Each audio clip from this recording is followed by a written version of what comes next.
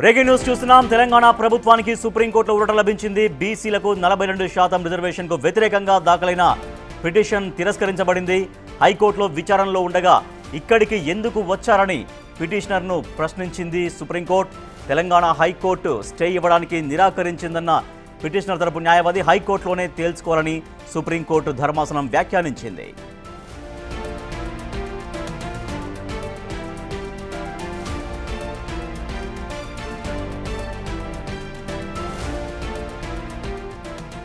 Breaking news చూస్తున్నాం. తెలంగాణ ప్రభుత్వానికి big relief దొరికింది సుప్రీంకోర్టులో. తెలంగాణ ప్రభుత్వానికి ఊరట లభించింది సుప్రీంకోర్టులో. తెలంగాణ ప్రభుత్వానికి బీసీలకు 42% రిజర్వేషన్కి వ్యతిరేకంగా పిటిషన్ దాఖలైంది. అయితే దాఖలైన పిటిషన్ తిరస్కరణకు గురైంది. హైకోర్టులో ఇప్పటికే ఈ కేసు విచారణలో ఉండగా ఇక్కడికి ఎందుకు వచ్చారని పిటిషనర్ని సుప్రీంకోర్టు ధర్మాసనం ప్రశ్నించింది. తెలంగాణ హైకోర్టు పై స్టే ఇవ్వడానికి నిరాకరించిందన్న పిటిషనర్ తరపు న్యాయవాది హైకోర్టులోనే తేల్చుకోవాలని సుప్రీంకోర్టు స్పష్టం చేసింది.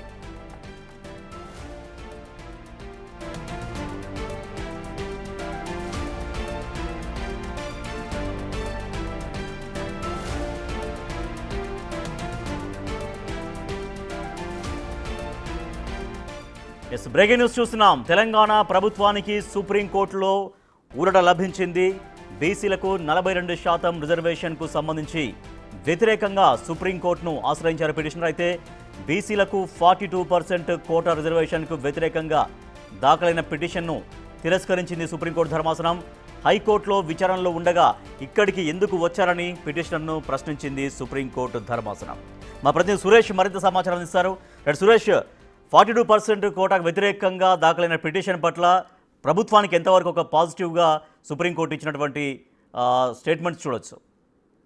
సంస్థ ఎన్నికల కోసం 42% రిజర్వేషన్ కల్పిస్తూ బీసీలకి ప్రత్యేక జీవోని ప్రభుత్వం తీసుకొచ్చి ఎన్నికలకు వెళ్లాలని సిద్ధమైంది. అయితే దీనిపైనే గతంలోనే హైకోర్టులో కూడా కేసు వేయడం జరిగింది. హైకోర్టులో విచారణ పెండింగ్ ఉండగానే మళ్ళీ ఇప్పుడు సుప్రీంకోర్టుకు పిటిషన్ వేశారు. ఈరోజు విచారిస్తామని చెప్పేసి కూడా సుప్రీంకోర్టు చెప్పడంతో ఈరోజు స్వయంగా డిప్యూటీ సీఎం మల్లు భట్టి విక్రమార్క కూడా సుప్రీంకోర్టుకు వెళ్ళడం జరిగింది. న్యాయవాదులతో వాదనలు వినిపించడానికి, న్యాయ సలహాలు తీసుకొని అక్కడ గట్టిగా ప్రభుత్వ వాదనలు కూడా వినిపించడానికి సిద్ధమయ్యారు. అయితే సుప్రీంకోర్టులో ప్రభుత్వానికి ఊరట లభించిందని చెప్పొచ్చు. ఎందుకంటే హైకోర్టులో పెండింగ్ ఉండగా మళ్ళీ సుప్రీంకోర్టుకు రావాల్సిన అవసరం ఏముంది, అక్కడే మళ్ళీ మీరు పిటిషన్ వేసుకొని అక్కడ విచారణ చేయమని చెప్పండి అని చెప్పేసి కూడా పిటిషనర్కి సుప్రీంకోర్టు ఆదేశాలు జారీ చేయడం జరిగింది. ఇప్పుడు వేసిన పిటిషన్ని డిస్మిస్ చేస్తూ ఉత్తర్వులు జారీ చేశారు. అయితే ప్రభుత్వం చాలా ప్రతిష్టాత్మకంగా ఖచ్చితంగా బీసీ రిజర్వేషన్ తీసుకువచ్చి స్థానిక సంస్థల ఎన్నికల్లో బీసీలకి 42% టికెట్లు ఇవ్వాలని చెప్పేసి కూడా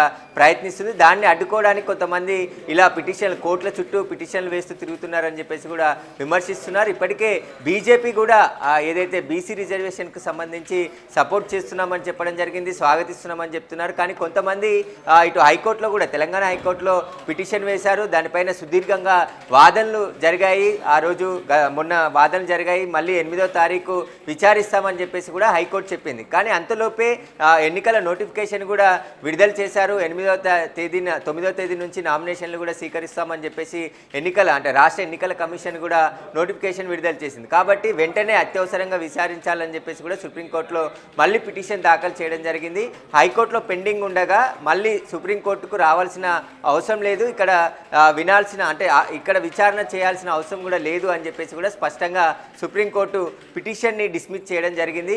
స్వయంగా ప్రభుత్వం తరపు నుంచి డిప్యూటీ సీఎం కూడా సుప్రీంకోర్టుకు వెళ్ళడం జరిగింది. అక్కడ ఒకవేళ విచారణ జరిగితే అక్కడ వాదనలు వినిపించడానికి సీనియర్ న్యాయవాదులతో సలహాలు తీసుకొని అక్కడ సీనియర్ న్యాయవాదులను కూడా పెట్టుకోవడం జరిగింది. కాబట్టి ఇప్పుడు మళ్ళీ హైకోర్టులో విచారణ. సురేష్, ఇక్కడ హైకోర్టులో రిజర్వేషన్లకు సంబంధించి స్టే ఇవ్వడానికి హైకోర్టు ఇక్కడ నిరాకరిస్తుంది కాబట్టి సుప్రీంకోర్టును ఆశ్రయించామనేది పిటిషనర్ తరపు న్యాయవాది సుప్రీంకోర్టులో వినిపించినటువంటి వాదనలు.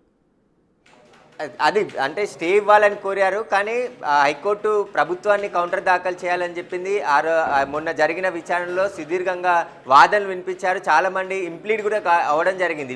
ఏదైతే హైకోర్టులో జరిగిన పిటిషన్స్కి సంబంధించి అందులో చాలామంది ఇంప్లీడ్ అయ్యి బీసీలకి రిజర్వేషన్ పరంగా అన్యాయం జరుగుతుంది కాబట్టి ఈ రిజర్వేషన్ తీసుకువచ్చి ఖచ్చితంగా స్థానిక సంస్థల్లో ఎన్నికల్లో 42% రిజర్వేషన్ కల్పించి ఎన్నికలకు వెళ్తామని చెప్పేసి కూడా కాంగ్రెస్ పార్టీ ముందు నుండి చెప్తుంది. గవర్నర్కి పంపించడం జరిగింది, అసెంబ్లీలో చర్చించి ఆ తర్వాత బిల్లుని గవర్నర్కి పంపించడం జరిగింది. గవర్నర్ ఇంకా ఆమోదించలేదు కాబట్టి అక్కడ పెండింగ్ ఉంది కాబట్టి ప్రత్యేక జీవోని తీసుకువచ్చి ఎన్నికలకు వెళ్ళాలని సిద్ధమయ్యామని చెప్పేసి కూడా ప్రభుత్వం తరపున న్యాయవాదులు హైకోర్టులో వాదనలు వినిపించడం జరిగింది. ఆ తర్వాత గవర్నర్ దగ్గర పెండింగ్ ఉన్న తర్వాత మళ్ళీ జీవో ఎందుకు తీసుకొచ్చారని చెప్పేసి కూడా హైకోర్టులో న్యాయమూర్తి విచారణ సందర్భంగా అడిగారు. కాబట్టి దీనికి సంబంధించి అన్ని పిటిషన్లకు సంబంధించి విచారణ 8వ తారీఖు విచారిస్తామని చెప్పేసి కూడా హైకోర్టు వాయిదా వేయడం జరిగింది. 8వ తేదీన పూర్తిగా అన్ని పిటిషన్లను కలిపి విచారిస్తామని చెప్పేసి కూడా హైకోర్టు చెప్పింది. కానీ హైకోర్టులో కేసు పెండింగ్ ఉండగానే మళ్ళీ సుప్రీంకోర్టుకు పిటిషన్ వేయడం, సుప్రీంకోర్టులో ఈరోజు విచారణ సందర్భంగా దాన్ని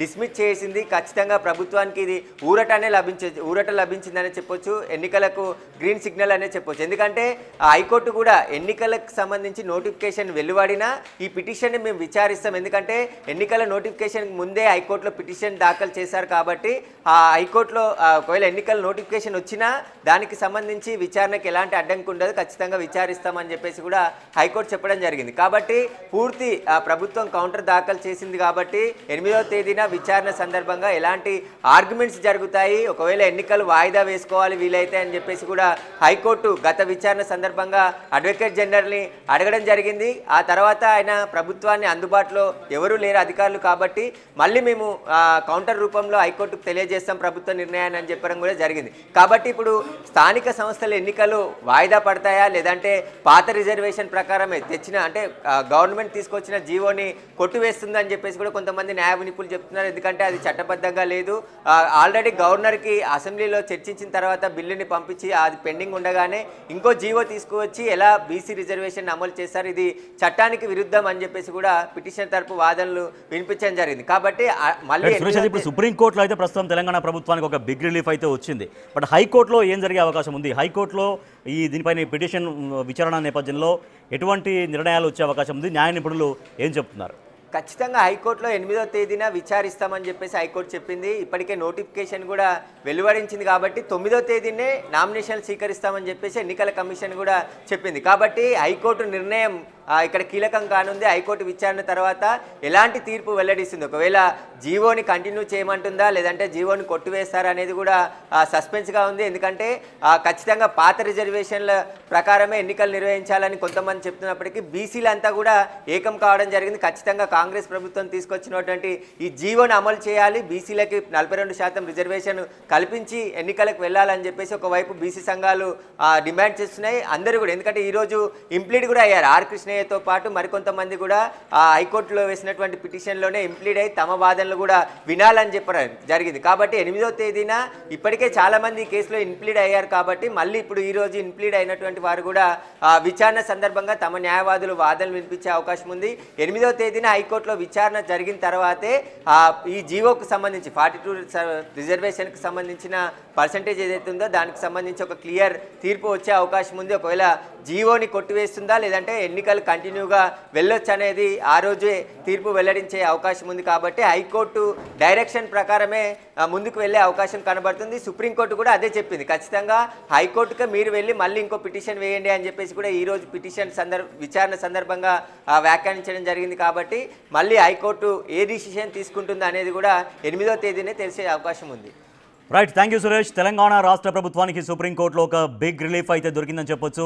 బీసీలకు 42% స్థానిక సంస్థల ఎన్నికల్లో రిజర్వేషన్కు వ్యతిరేకంగా దాఖలైన పిటిషన్ని తిరస్కరించింది సుప్రీంకోర్టు. హైకోర్టులో ఆల్రెడీ ఈ కేసు విచారణలో ఉంది. రాష్ట్రంలో హైకోర్టులో విచారణలో ఉండగా ఇక్కడికి ఎందుకు వచ్చారు, సుప్రీంకోర్టుకు ఎందుకు వచ్చారని పిటిషనర్ని సుప్రీంకోర్టు ధర్మాసనం ప్రశ్నించింది. అయితే తెలంగాణ హైకోర్టు రిజర్వేషన్లకు సంబంధించి స్టే ఇవ్వడానికి నిరాకరించింది అంటూ పిటిషనర్ తరపు న్యాయవాది వాదనలు వినిపించారు.